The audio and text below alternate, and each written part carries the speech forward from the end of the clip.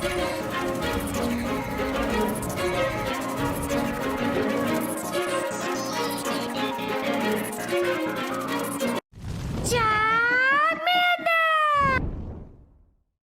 guys, King of Charms here, your judge, your jury, and your analyst, and today I bring to you my top 5 teams for Master Premier Classic. So, after this season, Master Premier Classic is going away, which means XLs are going to run rampant and take over the world. So at the minimum, you best spend at least $270 in order for you to have a competitive team to play in Go Battle League Master League. Well, yeah, that's like the average or close to it. But rather than play a play-to-win system that actually gets you no benefits, it doesn't pay you back at all whatsoever, this is the last time this will be around. So hopefully what's going to happen is that there's going to be Great League stuff available, unless they're just going to force us to play Open Master League, in which that's just absolutely ridiculous. But I don't think they'll do that, because they're not that stupid. But we're talking about Niantic here, so they can be that stupid, so I just don't know. Anyways, before we get started, this is my therapist mental help of the day, and this is going to be how to be less stressed, as you just skip this by going ahead of the chapters.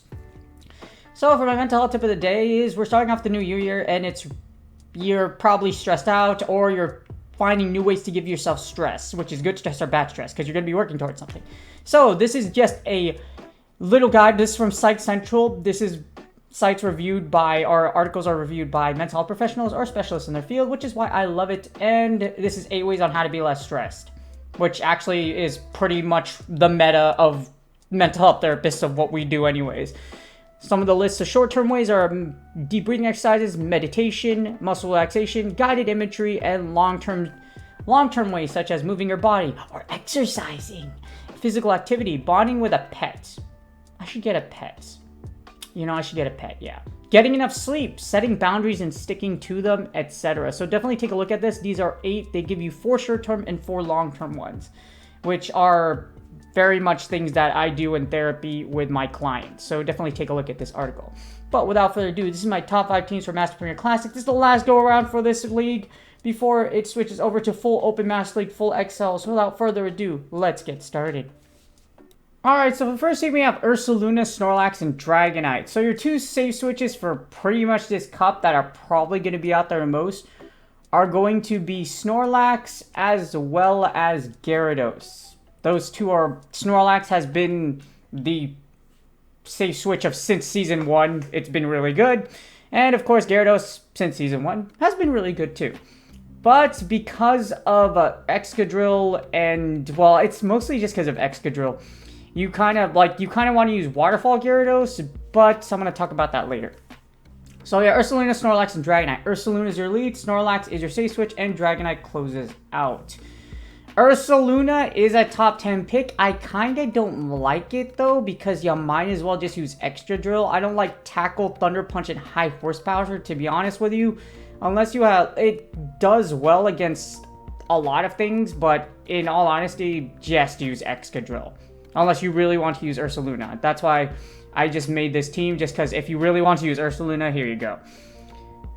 Good grades across the board, does great overall. The only thing about Ursaluna that kind of is iffy is Dragonite as well as Ice types. So Mamoswine is going to be out there. You're probably going to see Walreins too, because Walreins in Master Premier Classic as well. As he Dragonite does beat Ursaluna straight Dragon Claw. But what happens here is that you can sack Ursaluna in the lead, and then you can send in your own Dragonite to farm down. The problem with this strategy is that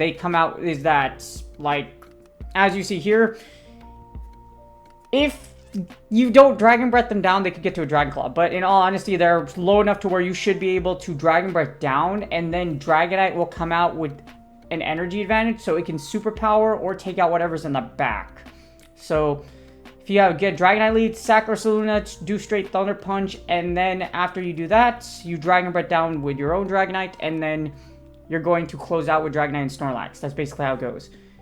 In other scenarios, basically you're going to lose the lead against Ursaluna. If it's really bad, like a Mamoswine, you're going to send in Snorlax, and then you're going to... So here's the thing. If you send out Snorlax, hopefully you can superpower to victory. Because if you don't, Mamoswine suck. That's basically what it is. So if you want to take that away, you can go ahead and you can sub out Dragonite for Metagross instead. So here's a take out Dragonite and you sub in for Metagross. If you really don't want to send in Dragonite, you can send in Dragonite Metagross against the Dragonite play like I said earlier, and then you can send in Metagross. And as you see, not a lot of coverage, but you definitely have more bulk and it's a little safer. So as you see against Haxorus, etc. The only problem is also Fighters and Haxorus. Ursaluna doesn't do great against mons that do a ton of damage overall, which is why Haxorus, Dragonite, Ursaluna, and Komodo, and also because they resist Thunder Punch. So if you don't like Dragonite back, you can sub it for Metagross. Next up, we have Florges, Gyarados, and Excadrill. So Florges has been the pain in your behind as a fairy type. It's really good just because of the fact it carries a really great bait move set, and Fairy Wind got buffed. Gyarados is your safe switch, Excadrill closes out. You could use Dragon Breath or Waterfall, it's up to you. I like Waterfall better just because you're going to have a lot of targets that go against Waterfall. The problem is if you use Waterfall, you lose that coverage against dragons to where people figure out that you're using Dragon Breath, you're using Waterfall, and they have Dragonite, they're probably going to send in. But this is why we have both Florges and Excadrill. Both Florges and Excadrill can do well against Dragonite. Well, Florges especially. As you see, really tears a hole through the entire meta. There's not one mon against the core meta that is weak to both mons here. Except for Magnezone. Magnezone's a little bit of a problem because it can take out both Florges and Gyarados, but it debuffs itself. So you could send in Gyarados, take as many shields as you can, and then Excadrill can go ahead and farm down and blow your opponent's back row. Because once you take out the Magnezone, unless they have another Metagross, Florges can run pretty freely against the rest of the meta. With your only weakness being Avalugg, but it does have a really low threat score. Avalugg isn't even much of a problem here. If you go to 2 shield against Florges, yeah, it wins, but it's not even that bad. Avalugg will come out with 0 energy, so you can farm down Avalugg with your Snorlax or your, well, don't send in. You can even, if you want to, you could send in Excadrill, but in all honesty, just send in Snorlax to farm it down. Snorlax should be able to lick it down before it gets to a move. Or you could send in Excadrill. Just be very careful because even though Ice Fang charges slowly, you don't want to be on the receiving end of an Avalanche because it still hurts a lot. That being said, outside of Avalugg, pretty solid across the board against everything else. I don't know why Ursaluna says it wins because here's the thing. If you win, it's not that bad. It's really not that bad because you could go ahead and farm down Ursaluna and Tackle is really slow. You can send, so in an instance right here is you get Ursaluna. Like I mentioned, you could farm it down. You could farm it down with Snorlax, and then you just have a ton of energy to throw your opponent in the back. Since Ursaluna doesn't have any fighter coverage. But, low threat score, you lose a lead, say switch into Gyarados, Excadrill, and Florges close out the match for you. Alright, next up we got Gyarados, Snorlax, and Togekiss. This was an old school top team. It's still really good, and when I practiced with it, I was like, you know, this team's actually still really good. Togekiss in the back is still really good. Charms 2 shield strat still works. As long as you are able to wipe out, of course, the electric types or the steel types, more likely, more so the steel types. That's why we have Gyarados and Snorlax. Gyarados and Snorlax, outside, well, the thing about Gyarados versus Magnezone, Waterfall kind of chunks Magnezone because it's really squishy, especially if you are able to block those wild charges. So Gyarados is able to just tear through ground types and pretty much tear through the steel types as well, give them problems. And then Snorlax is super thick, able to break shields, and as long as you don't see a fighter, you're fine. Well, you should be okay, because you both have Gyarados and Togekiss. So you have 2 things that are good against fighters. So even if they throw a Machamp into you, you can still send in Togekiss to just charm down the Machamp, and then you can Ancient Power Flamethrower, whatever's in the back. Great coverage, still a top team, still great grades across the board. Florges is probably going to be your biggest issue, but we're using Waterfall, so honestly, like I mentioned, it's really not that bad. In the 2 shield, yes, you lose, but it's not a hard loss, because as you see, they'd only lose with 16 HP. So you could farm it down, and then you can send in Snorlax to lick down Florges and get a little bit of energy lead, or you could charm down with Togekiss. It's really up to you in the 2 shield. Overall, pretty solid team, 620. Sadly, that's not 420, so unfortunately, that's not the second greatest number of all time, the first one being 69. But Gyarados is still solid. The only thing that kind of sucks is that Gyarados on Gyarados. So you're going to lose against other Gyaradoses that have Dragon Breath. If they have Dragon Breath, the thing is with Waterfall, yeah, you beat Steel types, but you also have to switch out against Dragonites. So you lose it against Gyarados, switch into Snorlax, and then you have Snorlax and Togekiss can close out the match for you. Against Dragonite, as you see here, yes, Dragonite wins a 2-shield if you go into it, but that's if you get superpowered. So if they choose not to even if they don't superpower you, you could send in Togekiss to farm down or to take out Dragonite after you sack Snorlax Well, not sack Snorlax, it's just when you get Snorlax versus Dragonite, Snorlax will lose. So then when Snorlax goes down, you send in Togekiss, charm down, you take out the Dragonite, and then Togekiss and Gyarados closes out the match for you. Alright, next up we have Magnezone, Snorlax, and Gyarados. This is a double Say-Switch team. Magnezone is a great lead just because you are likely going to see Gyarados a lot in the lead. Or with Magnezone, what happens is that you have access to Mirror Shot. So Mirror Shot can have a chance against those Ice types. Except Mamoswine is still scary because even though you do resisted Avalanche, even though Avalanche is resisted, it still hurts a lot. But Magnezone used to be top pick back in the day just because of Wild Charge giving so much pressure, and Magnezone does give Fairies and Dragonites a problem outside of getting superpowered. So for this one, we have Zap Cannon and Mirror Shot. You could use Wild Charge. Zap Cannon was a really popular option back in the day just because Zap Cannon doesn't debuff you and you have a chance of debuffing them. Just mind you, it takes a little bit more energy to do, so you just be careful when you're trying to charge up for Zap Cannons. So if you're going to bait, you have to basically pretend you have Wild Charge. So you build up to a Zap Cannon or two Zap Cannons, and then, or as much energy as you can. Then you're gonna bait with Mirror Shot, and hopefully you grab a shield, and then you Zap Cannon. If you lose, the only thing is Machamp. So Machamp, you could still see Machamps in Master Breed Classic. The last cycle, you didn't see a lot of them just because of Florges is now popular as heck. And you're going to see it a lot. So the Fairies drove away Machamp.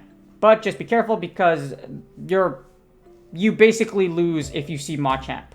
What happens here is that you can say switch into Snorlax, but the problem is that you're going to have to throw you're going to sack Snorlax and then you throw Gyarados on a Machamp. And hopefully Magnezone can close out. That's your only play against Machamp. Outside of that, you don't see Machamps, this team's really solid.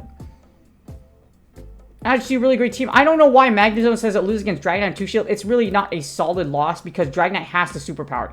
If you call the Dragon Claw baits and you're able to bait your opponent, then you can then you're fine. But like, this is very situational. You have to hit superpower to win against Dragonite, or for Dragon to win against Magnezone. Next is Garchomps. Garchomps are also very scary. Garchomp is the strongest closer. You don't see in any of my teams, though, just because of the fact that with Garchomp, because Gyarados is a very popular Say Switch, Garchomp kind of fell off a little bit, unless you're going to use Earth Power. And Mamoswines with high horsepower are going to be out a lot. So even though Garchomp is the #1 closer, if you see one Ice type as a Mamoswine, it is really scary, and Garchomp is going to die. So you could choose Garchomp or you could choose Dragonite. It's up to you. However, access to superpowers will give Dragonite such a great matchup because one superpower can wipe out Mamoswine at a certain... Well, it will wipe out Mamoswine at most ranges. As you see, if you get... Where's Dragonite right here? So if we run the sim against Dragonite versus... If you run Dragonite versus Mamoswine and you do superpower... As in the one shield, one superpower will do 153 points, which is dang near KO, or should KO if you have it. And that's it. So this team's really solid. Just be careful of Machamps. Outside of that, you say switch into Snorlax if you lose the Magnezone, and then Gyarados and Magnezone can hopefully close out. And last but not least, we have Metagross Double Flyer. Well, more so it's like, yeah, just like sub, because you know you have the even though it's basically what I'm trying to say is that flying doesn't really matter too much nowadays, just because outside of seeing a Machamp, which you're probably not going to see a lot nowadays, this Double Flyer doesn't really matter. But what it does matter against is, of course, ground types. But a lot of ground type Pokemon usually have coverage, as in Thunder Punch for Ursaluna and Rock Slides for Excadrill. So yeah, unless they're using Mudshot's, Mudshot's Garchomp, then you love seeing Garchomp with your back row. Amazing coverage, not a ton of bulk. It's, well, not a ton of bulk, but like, it still has bulk because Metagross is pretty bulky, and Master Premier Classic, even though it does a lot of damage, bulky mons like Metagross and Snorlax exist. Overall, really good against the overall meta. Pretty standard team, low threat score to hell. The only thing is Metagross versus Gyarados. You say switch into your own Gyarados. The problem is with Gyarados here is I recommend you use Double Dragon Breath. I have Waterfall here just because of Mamoswines, etc. But I definitely recommend you do Double Dragon Breath. Double Dragon Breath users can tear through Steel types. The only problem you'll have is against Florges, but the reason why we match against Florges is because we have Metagross. So as long as he's the fairy in the lead, we can wipe out the rest of the back row in the back. So that's basically the kind of key around this team.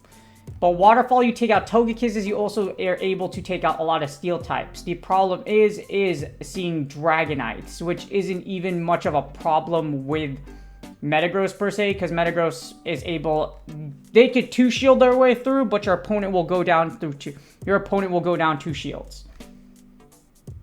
So it's really just up to you. Waterfall works though. Waterfall works just fine. So it's really just up to you on how you want to play. Me, I like Waterfall just because more power to those ground types, especially since ground types are going to be your big problem with this team. You're going to have to Superpower or Waterfall your way down or Aqua Tail down against ground types with your back row to keep them away from Metagross. But Metagross also has a Hail Mary against Excadrill because you have Earthquake. Against Ursaluna, you don't, but it doesn't really matter because high horsepower is going to wipe you out from the face of the earth with Metagross against Ursaluna. Solid ABB team. I'm going to do very well for you this time around. It's just really iffy because Master Premier Classic is just the same thing as last time, just you have Ursaluna and Hisuian Avalogs this time around. So outside of 2 mons, everything's pretty much the same. And that's game. I hope y'all enjoyed the video. I was actually supposed to publish this video earlier in the day. I usually publish it within a certain time, but I have to coach wrestling practice today. For those of you that don't know, or for those of you who are watching my content, I am now head wrestling coach. Yay! But that means more responsibilities. Also, this time around, I'm the only one coaching. So, well, we had a special guest today, and I didn't know who they were. So I was like, okay. But yeah, so we have double practices, and they're from 10 o'clock to 1. At least my time. So, yeah, it's a pretty long time. So this one was published later because I couldn't finish all the data or the graphics till later today.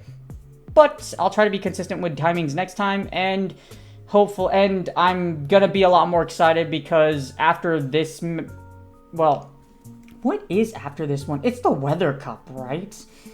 I think. I'm gonna take a look. This is how uninformed I am about Go Battle. It's nice that they put this schedule, but honestly, this schedule thing that's in game should have been in here a long time ago. That goes to show you that after 4 years, you finally have a schedule in game, just how much they actually dedicate to PvP. And the schedule is actually, yep, we have a new one, and it's going to be, no, it's just going to be all leagues. So all leagues are coming back. So the good thing is Great League is coming back. So Great League content is coming back soon. And then after that, you have Great League, the Weather Cup, and the Electric Cup. So yay, new cups. Watch, they're going to do Weather Cup, Great League Edition, Great League, Weather, Electric Cup, and then you're going to have, and then after that, you're going to have Ultra League Edition, because that's how lazy they are nowadays. You're just going to recycle cups over and over again because, you know, Niantic is such a deep and competitive meta.